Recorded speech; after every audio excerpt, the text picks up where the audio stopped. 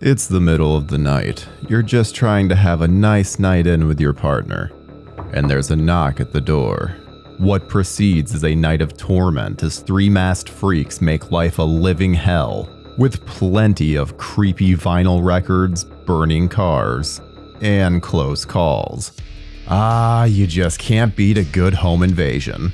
So come on in and join us as we find out what the f*** happened to the strangers.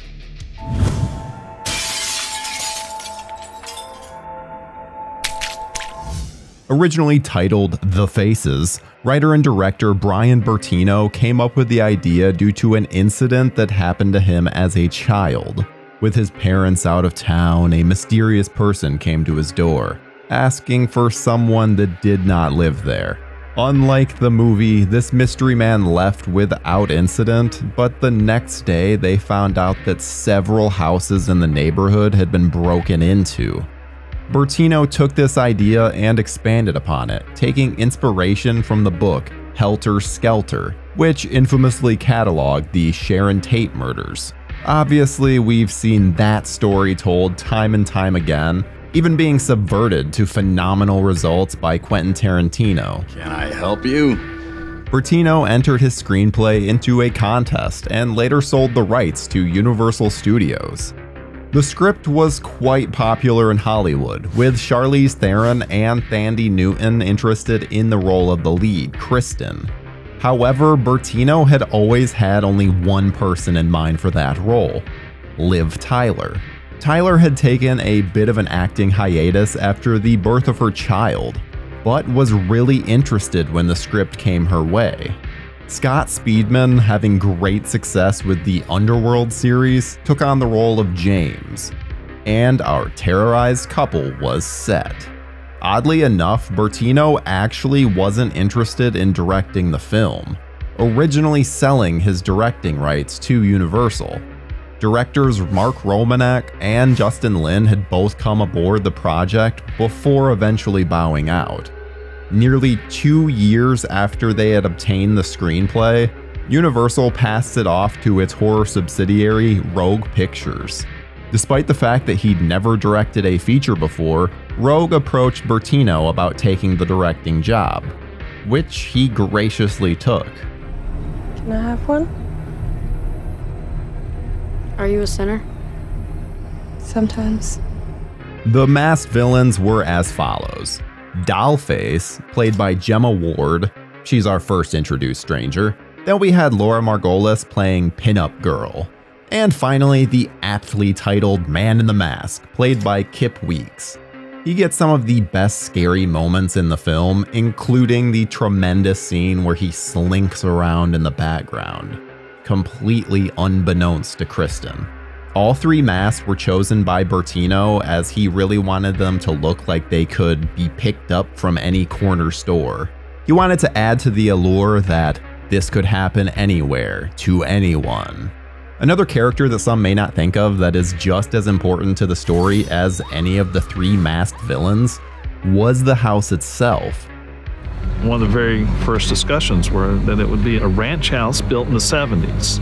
The characters needed to be able to move through this place and avoid the mass perpetrators in a believable way. And so we tried to find a house that your brother could have lived in, your father could have lived in, you could have grown up in. And the way we lit it, the colors we picked were all trying to find something comforting, trying to find something inviting so that we could destroy that. Thankfully, the filmmakers were able to find the perfect house in South Carolina, which featured all the elements they needed, including a forest, a long road, and a nearby barn. Though it should be stated, the interiors were shot in a massive warehouse because the inside of the house was quite small. Is Tamara here? No, you got the wrong house. I'll see you later. The Strangers filmed in South Carolina in late 2006 and was largely done in chronological order. This helped with both the actor performances as well as the continuity of the house and cars getting ravaged. Liv Tyler's Kristen McKay is in a constant state of fear. So the actress would find herself running and doing laps in order to properly convey the panic state. She even developed tonsillitis due to all the screaming that she had to do. Thankfully though, she doesn't have many spoken lines in the film, and they were able to shoot around it. And remember how we mentioned that big warehouse? Well, I'm not sure if you've ever been in a massive warehouse before, but there's a lot of echo. And when you've got a film with as much screaming as this one does, it caused quite the issue for the sound team. But that also didn't seem to be much of a concern for the director. The PA department spent, half their time banging on things and running around the set because we'd built the entire house and we wanted it to feel like if she hears something out in the backyard, then there's something in the backyard. Oh, that poor sound department. Ew. We've even got Glenn Howerton showing up in a brief role. The thunder of my vengeance will echo through these corridors like the gust of 1,000 winds. The scene is brilliant because it slowly unfolds, like most stuff in the movie, but with the masked man creeping behind him with an axe in hand. You're just waiting for him to bring it down on poor Glenn's head. Hello. But no, he's shot in the face by our heroes instead. Talk about a twist. Sure, it's mostly just to add a kill, but hey, it provides for one of the better scenes in the movie, so I'll take it. Originally, the film ended in a much different way. While in the ending that we received, the killers all take off their masks, we're never fully able to see their faces. Anytime their mask is off, the camera makes sure to stay away from them. But here it would have shown them fully, and even had them dress up in Kristen and James' clothes and clean up parts of the crime scene. Thankfully though, test audiences didn't like this and it was changed, keeping their faces hidden and therefore keeping the mystery alive. Then there's the unrated version, which adds a brief scene where Kristen wakes up to a ringing cell phone. She crawls her way towards it, but it stops ringing just before she's able to answer it. Then the man in the mask appears and takes the phone away, leaving her for dead. It's yet another way for the film to defy audience expectations, because it loves doing that.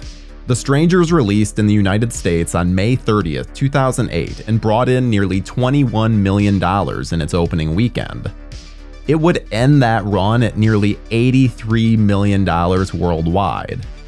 This absolutely made the film a hit, and really gained in esteem in the 14 years since. Surprisingly though, critics and audiences didn't love it, both giving it a 48% rating on Rotten Tomatoes. The consensus was that The Strangers has a handful of genuinely scary moments, but they're not enough to elevate the end results above standard slasher fare. Agree to disagree. Funnily enough, there was a mistake in distribution and faulty reels were sent to theaters across the US. This resulted in the audio in several scenes being filled with nothing but static. However, due to the tense nature of the film, most audiences didn't realize and just thought it was part of the movie. Thankfully, Universal would get the problem fixed eventually. It'll be easier next time.